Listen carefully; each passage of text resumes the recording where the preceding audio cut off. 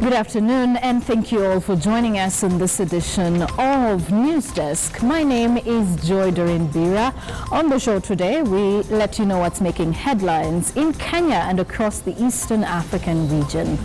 Well, thank you all for joining us. If you are watching us online, or if you would like to watch us online, stream us live on KTN Newsdesk.com. All right, now let's begin here in Kenya. And the National Assembly Speaker, Justin Muturi, has dismissed members of Parliament who are calling for Parliament to reconvene to discuss the teachers' salary increment.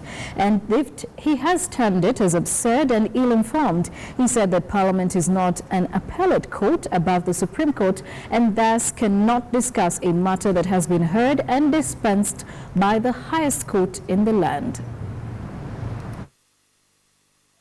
At a send-off party for a retiring senior education officer in Kune village in Embu, talks on the ongoing teachers' strike took center stage. Tough-talking Muturi emphasizing that Parliament will not reconvene to discuss the matter.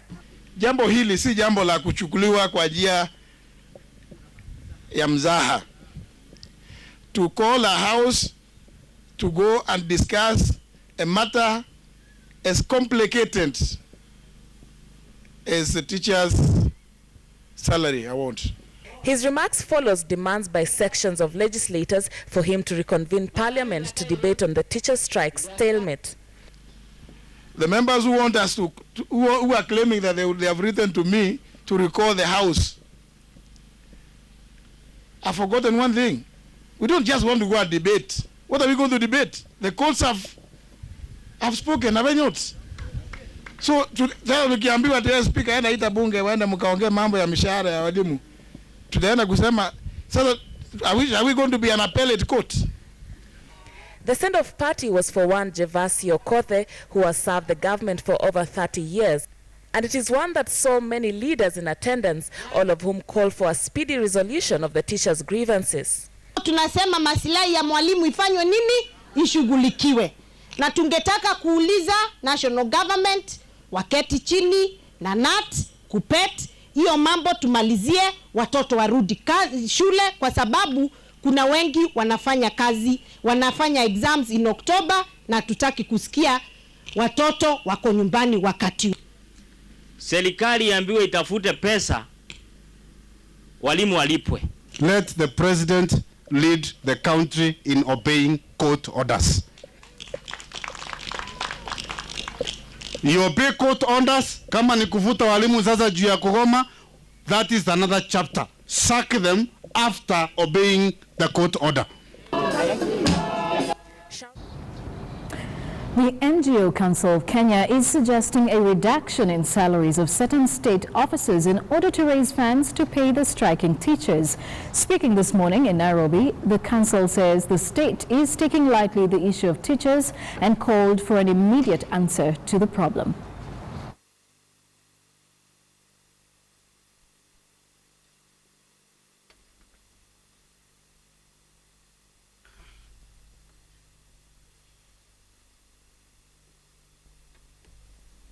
A little bit, just to let you know who we are, that we are directors of the National Council.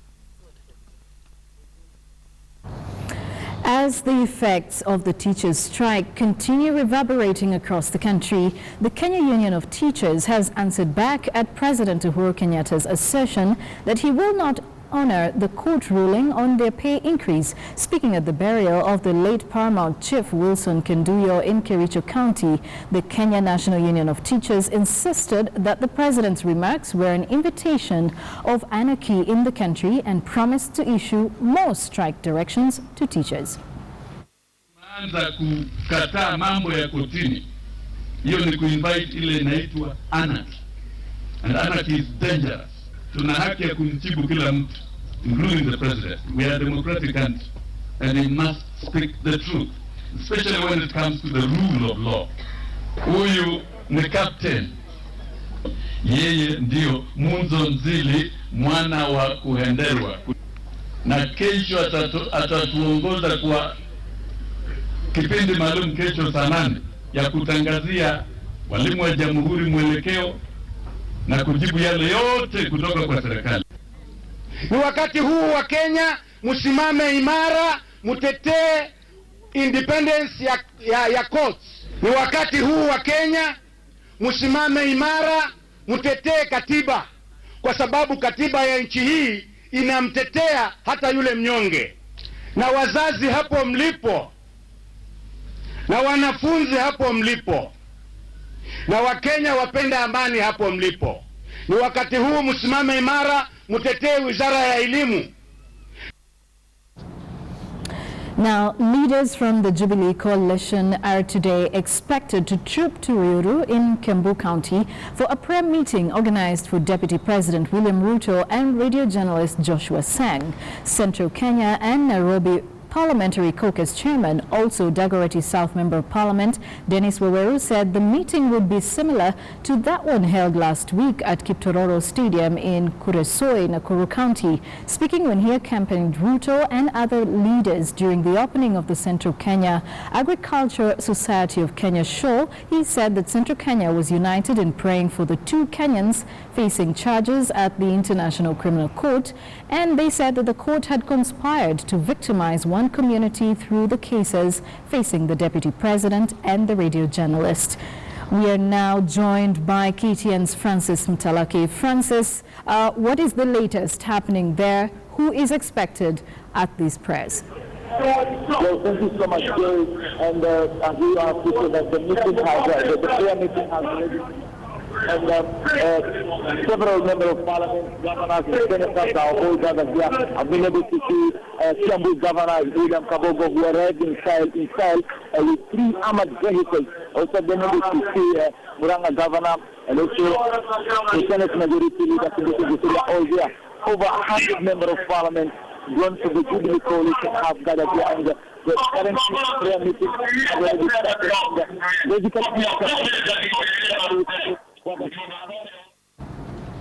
Right, we're having a bit of technical hitch there, trying to listen in to Francis Mtalaki, but as and when we can correct that, we'll be able to get the full details of what's happening in Ruto, Kiambu County.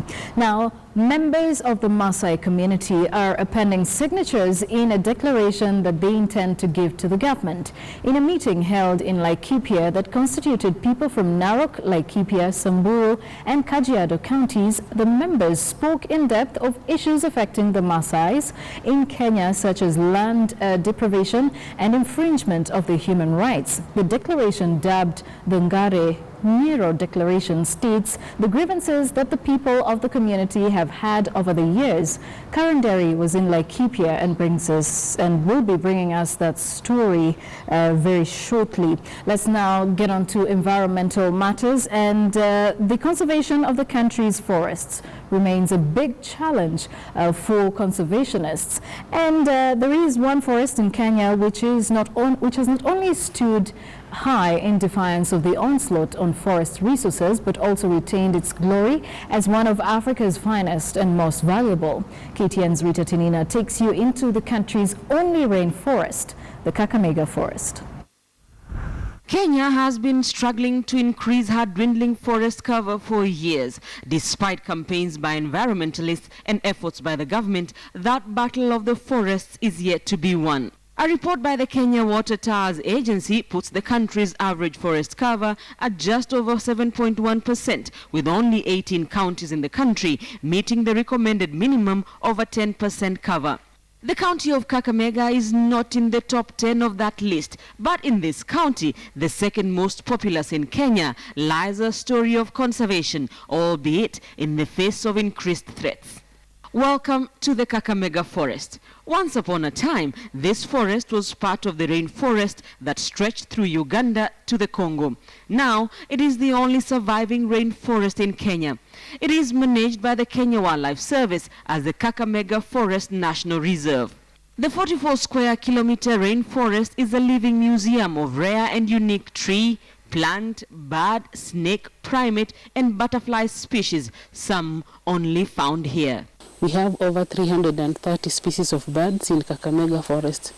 Out of these, there are some that are endemic to this forest, like the Ansojus green bull. This is a place where trees fall naturally, where mushrooms grow wildly, as natural as it gets.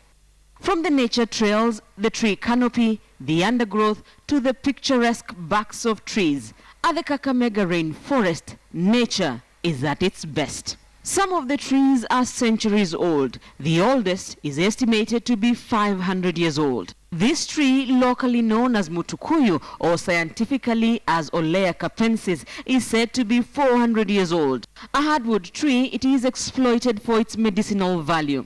For treating stomach ulcers, STDs. There are unique trees, like the strangler fig, said to be one of the most important plant species of a rainforest ecosystem. This creepy tree strangles its host tree for survival. Then there is the swing tree, which can make a web of up to 850 feet. Aside from being a favorite for playtime by the primates, it is also exploited by humans. For making swing bridges. There are tall and gigantic trees here. The buttress roots of this tree, locally known as mukavakava, dwarf me. This is one of the trees whose roots are on the surface. Due to its size, the tree has to spread its roots wide for support. During colonial days, the roots provided a hideout for fighters. Later, boys who had undergone initiation found a temporary home in such roots in the forest. The forest's more permanent residents, the gorillas too, had some use for the buttress roots. Hitting the walls of the buttress roots, it was a form of communication, like calling the troop if there's danger. Now the forest is being used for more modern reasons, like research. Of the over 330 tree species here, 75% have been discovered to have medicinal value. People from South Africa, we have people from the Great Britain. Those are professional birders. We also have botanists who come with an interest of looking at the tree species. The rainforest lives up to its name. It rains here every day. But conserving this unique ecosystem is increasingly proving a challenge. Among the biggest challenges we have is the illegal extraction of forest resources. The forest, which is a stopover for migratory birds, is not fenced, and illegal logging, charcoal burning and encroachment are proving a headache for authorities and threatening the survival of this unique forest. We've tried to mitigate those issues by trying to reach out to the community. We do a lot of education programs. We have partnered with the stakeholders. With hundreds of tree species, some centuries old, the country's only rainforest stands tall, quite literally, despite modern-day challenges threatening its survival. This birdwatcher's paradise is a haven for nature lovers and holds a wealth of information for researchers and botanists. Rita Tinina, KTN, Kakamega. Thank you so much, Rita.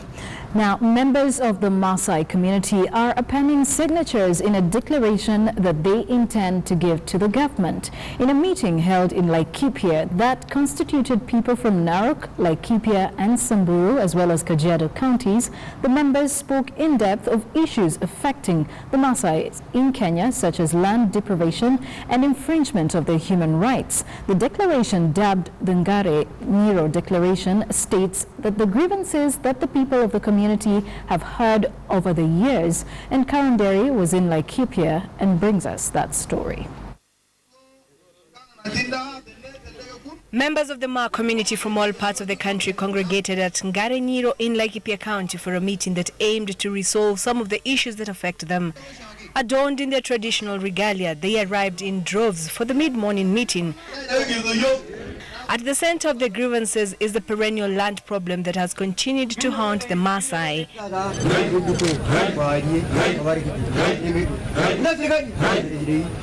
Modernity and a change in times has presented a new set of challenges too for this conservative community. Lengo letu ni kutoa kilio, sauti yetu isikike, ya kwamba tunataabika kwa ardhi yetu ambayo tumezaliwa.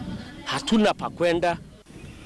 Particularly in Laikipia County, members complained of human rights infringement. They accused some government agencies such as law enforcers of failure to respect the rule of law by abetting arbitrary arrests, harassment and torture of the Maa community by police officers. Watu hawalali hapa, polisi wengine wanatafutwa, wengine wamefungiwa kwa sababu ya wale watu wakubwa wanakuja na askari kuja kuambia watu waondoe watu hapa. We want to seriously ask the national government. We don't want our people to be shot by the police. We don't want our people to be arrested illegally. If there is anything they have done wrong, the rule of law will stand. Land conflicts have increased over time, with members of this community alleging that land buying companies were encroaching on their land. As pastoralists, they are forced to move about in search for pasture. They allege that certain individuals and land buying companies have been fencing parcels of land to ward off the Maasai people, leaving them little or no room to fend for their livestock. Sometimes they say the Maa people are arrested and unlawfully charged inside private ranches on claims of trespassing and illegal grazing. Tunasikia kwa hii country squatters wamekuwa settled all through. Hakuna shamba serikali imewainunua kusettle Maasai. Ile mtu anasema Maasai tahama hapa ni ndoto. Ni ndoto kabisa, mimi naambia ni ndoto. Na sija kusema karibu niseme hatutahama. The main challenge has been that land traditionally was communally owned, and opportunists now take advantage of the lack of individual title deeds. We need the government to know that we are not second class citizens. We are united and we are all ready for the cause. Part of the meeting's agenda was also to collect signatures and append them in the Ngarenyiro Declaration. They're asking the National Land Commission, Minister of Lands and the Judiciary to investigate some of the land buying companies for fraud. We demand that the so-called investors are not to be brought to our land as if it is free land, because it's not free land. There is no free land in this country. They are owners, and we own this land, and we want also to be respected. If we have a right to live anywhere in Kenya, it is incumbent on the government to make sure that we have a place to call home. And that the leaders from the community should desist from politicizing some issues and instead take care of the interests of the entire community. Carol Derry, KTN News, Laikipia County. Away from Laikipia County, let's look at matters agriculture. Exhibitors at this year's Nyeri Agricultural Society of Kenya show are an unhappy lot. They say business has been bad this week during the agricultural show that was officially opened by Deputy President William Ruto. The traders say business has flopped due to the glaring absence of students this year, occasioned by the ongoing teachers' strike. Karen Derry has that story.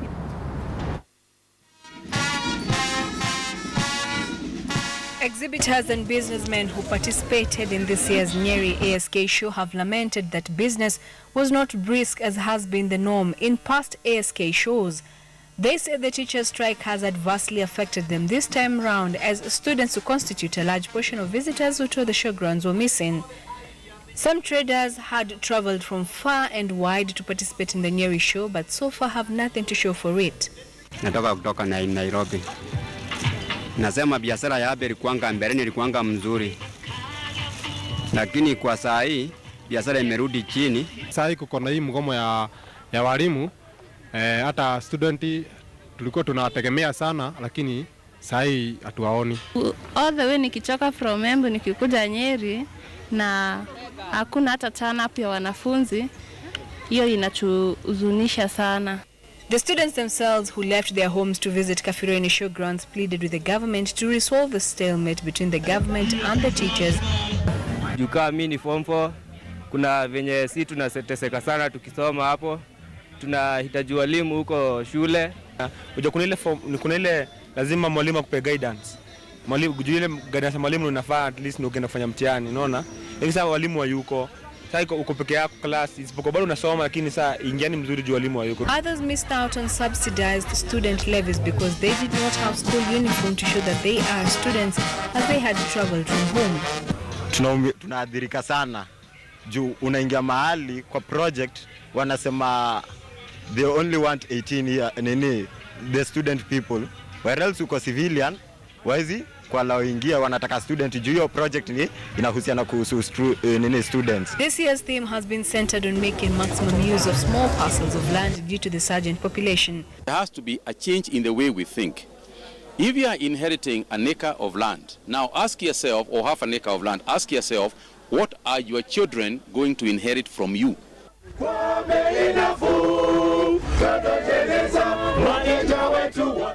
Deputy President William Ruto, who officially opened the Nyeri ASK show, said that the government was committed to boosting farming. That this county again will be the first one to host what we call the Kenya School of Agriculture. Being the first one, we have done the designs and it will be hosted at the Wambogo farm. Tukiangalia mbele, njia ya kupanua nafasi za kazi is through value addition, agro-processing and manufacturing. Karen Derry, KTN News, Kafirene, Nyeri. You're watching KTN Newsdesk. We'll now take a short break, but more news still to come.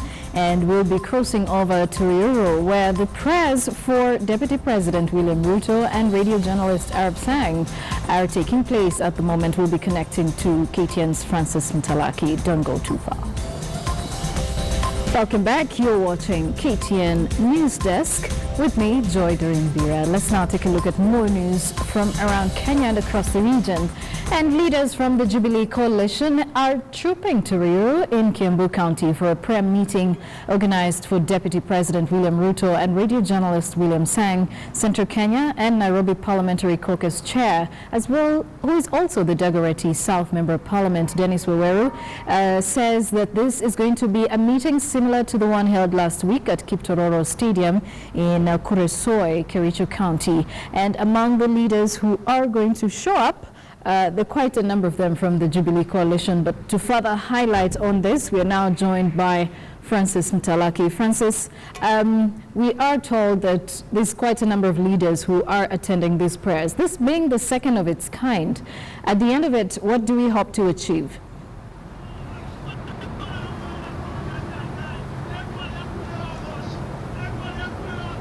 The members of parliament drawn from the Rift Valley region and Central Kenya are expected to talk. Is that the members of parliament drawn from the Rift Valley region and Central Kenya are expected to talk more about the issue surrounding Deputy President William Ruto, as well as Joshua Arap Sang, with regard to the issue of the International Criminal Court allowing the recanting of evidence. And basically what is happening right behind me is that the religious leaders are issuing some summons, and from there I've been able to see a couple of members of parliament, including Kiambu Governor William Kabogo, who arrived here in style with 3 armored vehicles. And basically that is the message that they will be trying to send to the International Criminal Court, trying to put some pressure on the International Criminal Court not to use the issue of recanting evidence against the deputy. Remember that this is the second prayer meeting that is happening. The first one happened at Kerisoi last weekend. The same message that they were sending to the International Criminal Court. And during the earlier sentiments as they were arriving, some of these messages came out clearly, and we're also expecting to see some of these leaders what they're going to speak about. Joy. Well, thank you so much, Francis. KTN's Francis Mtalaki coming to us live from Ruto in Kiambu County, where the prayers are being held, and among those in attendance are some of the Jubilee Coalition leaders. And just to further highlight on the same matter, the International Criminal Court Chief Prosecutor, that is Fatou Bensouda, did close the case, but closing it did not mean that she had terminated the case, and so it only allows the Deputy President and the radio journalist to prepare for good defense. Let's now move on. The funeral service for 2 babies who died after a measles vaccination went wrong provided a platform for Elgeyo Marakwet politicians to air their differences over health functions in the county. Marakwet East Member of Parliament Kangogo Bowen blamed the deaths on the county administration and suggested legal action be taken. However, Elgeyo Marakwet Senator Kipchumba Murkomen insisted it was too early to blame professional negligence for the deaths, but instead called on county and national government stakeholders to discuss compensation with the affected families out of court. Familia yake Brian na Luzita ambayo Mwenyezi Mungu kama wameshindwa na kazi ya health function, tafadhali health function irudishwe kwa national government. And I want to tell Mheshimiwa kuwa vaccination is a function of national government. All the drugs tunapata kutoka KEMSA. They get from UNICEF, sisi tunatoa KEMSA. Which is also their responsibility to ensure that we have enough capacity to perform immunization. We would rather say there should be more collaboration between the staff at the county level and the county government kuwapatia support to improve the health function. Hii family hawa tusifikie wakati wanakimbia kotini ama wapi. County government waketi chini na familia hawa na representative yao mkubaliane compensation yao watoto ni ngapi, then walipwe. Don't want them to go to court. Now let's take a look at the sporting action, and Kenya international professional golfer Greg Snow shook off a bad start to shoot a superb level par 284 to win the KCB Pro AM Golf Tour Grand Finale at the Par 71 Nyali Golf Club. Snow recollected his wits and on the second day shot an impressive 3 under par 68 and then followed it with a similar score on the third. On the final day, Greg shot a satisfactory 1 over the clinch to clinch the top position in this year's finals of the KCB Golf Tour Series. In second position was Mumia's president, Pro Dismas Indiza, with a gross score of 5 over par 289. Indiza is also the overall winner of the PGK Order of Merit that ranks pros on the entire 5-leg series. He won 3 of the 5 tours, retaining the championship's Order of Merit prize, and the 2-night leader, Adir Okope from Uganda, was in third position, managing to score 8 over par 292 gross. Okope has had a good outing in Kenya, considering he came to the close of the winning that is the KCB Golf Grand Finale. You're watching KTN Newsdesk. Let's now recap some of our top stories for you this afternoon. And it's a big no to recalling of Parliament over the teachers' pay.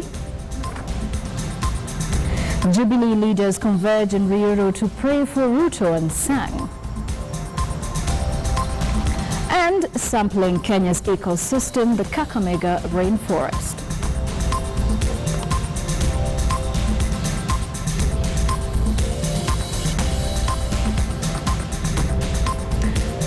It's KTN News. For more, you can log on to our website, standardmedia.co.ke or ktnnews.com.